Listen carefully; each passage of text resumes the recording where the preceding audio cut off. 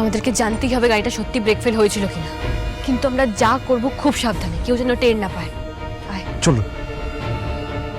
হালদার, এই গাড়িটাকে যত তাড়াতাড়ি সম্ভব ডিসপোজ করে দাও, এখানে একদিনও রাখা যাবে না।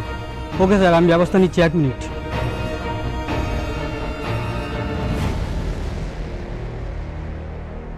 হ্যালো, হ্যাঁ বলছি, গ্যারেজের যে ঋদ্ধিমান সিংহ রায়ের গাড়িটা ছিল তাকে সরিয়ে দাও।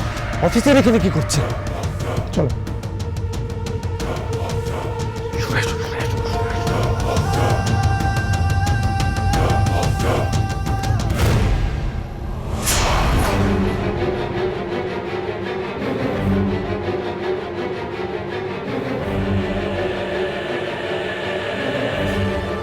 আপনি কি দেখুন তো গাড়িটা সত্যি ব্রেক ফেল হয়েছিল কিনা।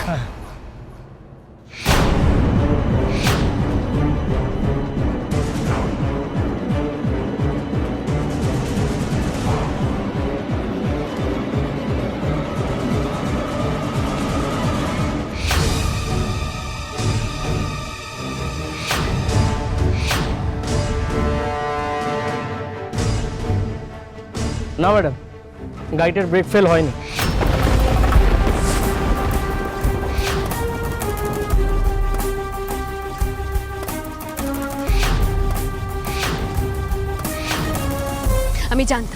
আমি জানতাম রুক্মিণী মিথ্যা কথা বলছে, আর এই অফিসারের চক্রান্তের সামিল, সেই জন্য গাড়িটা ডিসপোজ করে দিতে চাইছিল। আর এই ব্রেক ফেলের মিথ্যা কথা বলে কেসটাও ক্লোজ করে দিয়েছে। কিন্তু এটা প্রমাণ করব কি করে? আর ম্যাম এটা করলেনই বা কেন? ওনার উদ্দেশ্যটা কি? ম্যাম যে কিছু লুকিয়ে যাচ্ছেন সেটা তো ম্যাম নিজের মুখেই স্বীকার করেছে, কিন্তু এসবের পিছনে ম্যামের জড়িয়ে থাকাটা এটা কি করে সম্ভব? এখন বাড়িতে কাউকে কিছু জানানো যাবে না, নইলে জাম্বোর অ্যাক্সিডেন্টের পিছনে কে বা কারা আছে সেটা আমরা জানতে পারবো না। এখন আমাদের টার্গেট হলো রুক্মিণীকে হাতে নাতে ধরা।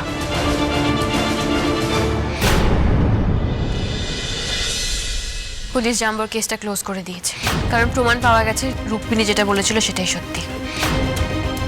জাম্বোর গাড়িটা সত্যিই ব্রেক ফেল হয়ে গেছিল। What do you mean by প্রমাণ হয়ে গেছে? তুই বল না তোর টিমকে আবার ইনভেস্টিগেট করতে, তাহলেই তো সত্যিটা সবার সামনে চলে আসবে। হয়তো সত্যি গাড়ি ব্রেক ফেল করেছিল, কিন্তু সেটা কে করিয়েছে বোঝ। রুক্মিণী।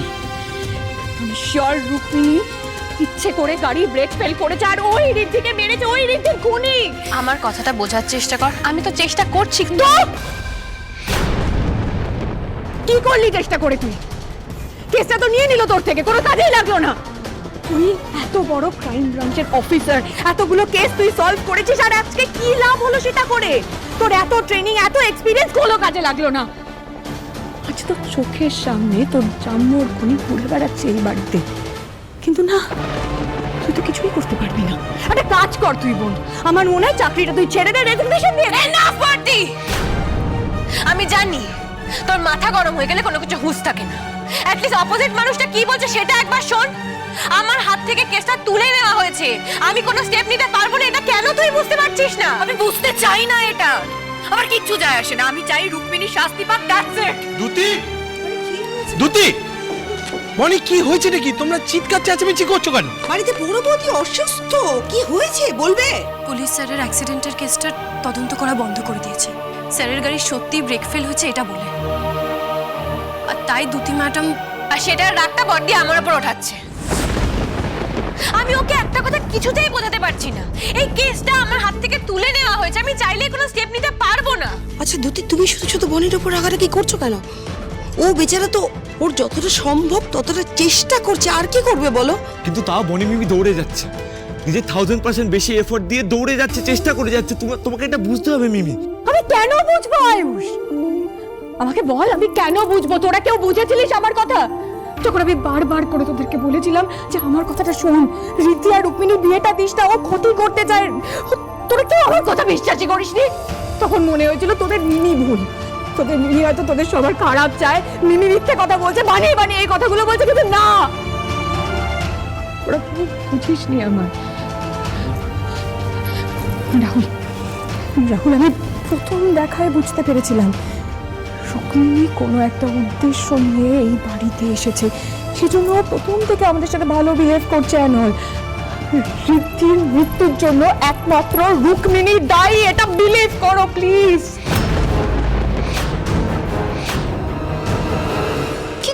ম্যাম কেন মেশুর ক্ষতি করবে মিমি? আর তুমি এই কথাটা বারবার কেন বলছো? কারণ আছে তাই বলছি। রাহুল, রাহুল মনে করে দেখো, রুক্মিণী কিন্তু আমাদের থেকে প্রথমে কলেজটা কেড়ে নিতে চেয়েছিল, কিন্তু ঋদ্ধি যখন প্রমাণ করে দিল ও দোষ নেই, এতে ও কি করলো? সবটা মিটিয়ে নিল। আর তারপর ও ঋদ্ধিকে বিয়ের প্রস্তাব দিল। একটু ভেবে দেখো না ও কেন এসব করছে। ও সবটা করছে প্রতিশোধ নেওয়ার জন্য, তাই তো ও আমাদের থেকে আমাদের ঋদ্ধিকে কেড়ে নিয়েছে। এখানে সবটা শেষ হবে না, প্রতিশোধ চলতে থাকবে। ও আমাদেরকেও ধীরে ধীরে শেষ করে দেবে। আমার পরিবার, গোটা সিংহরায় পরিবারকেও শেষ করে দেবে। কোথায় রুক্মিণী? রুক্মিণী কোথায়? আয়ুষ, রুক্মিণী কোথায়? উনি কেন এখানে? জানিস না তো রুক্মিণী কোথায়? রিমঝিম, ও নেই কেন এখানে? ও কোথায় বল আমায়। রুক্মিণী তো বাড়ি নেই।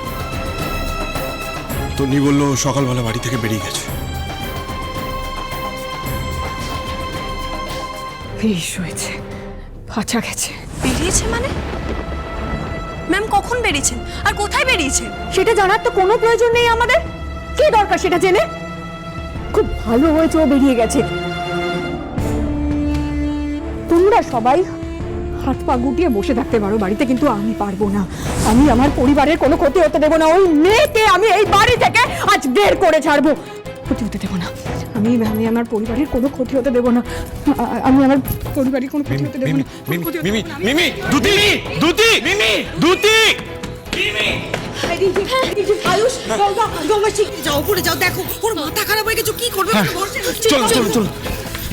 মিমি, কি অশান্তি! হ্যাঁ, এদিকে বড় বৌদির এত শরীর খারাপ, তার মধ্যে 24 ঘন্টা বাড়িতে এত অশান্তি। মানুষ সহ্য করবে কি করে? রাহুল চুপ করে দাঁড়িয়ে দেখিস না, একটা কিছু কর, দুদিকে আটকা, বারণ কর ওকে। না মা। বের করে দেবো। মিমি, আর কোনো মিমি, প্রয়োজন নেই এই বাড়িতে। মিমি, মিমি, রাগের মাথায় কোনো ভুল ডিসিশন নিও না মিমি। মিমি আমার কথা শোনো। মিমি আগে আসতে দিন, আপনি কথা বলুন, তারপর যা করার করবেন। মিমি, জানো শোনো, মিমি, মিমি, আমার এই কথাটা বাড়িতে শোনো। কখনো আগে এইভাবে কাউকে বের করে দেওয়া হয় না। এই ডিসিশন আমরা কেউ নিতে পারি না মিমি, কারণ এটা বড় দাদুর বাড়ি। তাই তো তো কি? বড় দাদুর শরীর ভালো নেই, তোমরা সবাই জানো। ঋদ্ধির ঘটনা জানার পর থেকে দাদুর শরীর আরো খারাপ পড়ে গেছে। আর এই মোমেন্টে ম্যাডাম এই ডিসিশনটা নেওয়া ছাড়া আর কোনো উপায় নেই। তুই যা করছে করতে দাও, তাতে সবার ভালো। এমনিতে আমরা সব থেকে বড় ভুলটা করেছি ওর কথাটা না শুনে। যদি শুনতাম এগুলো হতো না। এবার তো আমিও চাই না রুক্মিণী আর এই বাড়িতে থাকুক, কারণ একটা জিনিস আমি স্পষ্ট বুঝতে পারছি, এই যা কিছু হচ্ছে না সবকিছু ওই একটা মেয়ের জন্য, রুক্মিণী।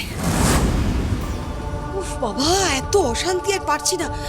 রাহুল, বনি, তোরা চুপ করে দাঁড়িয়ে থাকিস না, একটা কিছু কর, দুদিকে বোঝা।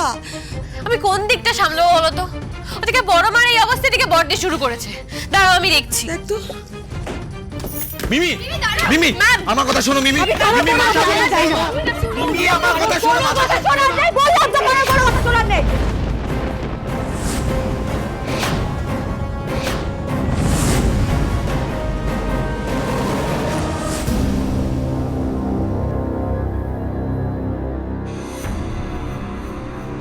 কি ব্যাপার?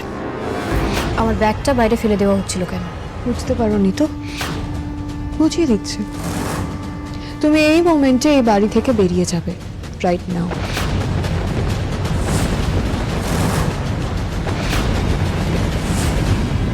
বেরিয়ে যাও প্লিজ।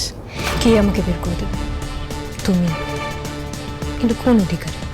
তুমি ভুলে যেও না আমি ঋদ্ধিমান সিংহরায়ের কে হই। আর তুমি ভুলে যাও না রুক্মিণী, আমরা ঋদ্ধির কে হই।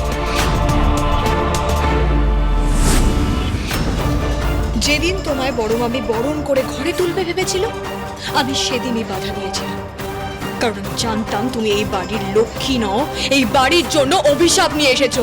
আর এই কথাগুলো আমি কেন বলছি জানো? কোন অধিকারে বলছি জানো? কারণ আমি খড়ির বড় দিদি, এই সিংহরায় বাড়ির বড় বউ, আর সেই অধিকারে তোমাকে এই বাড়ি থেকে বের করে দেবো আমি।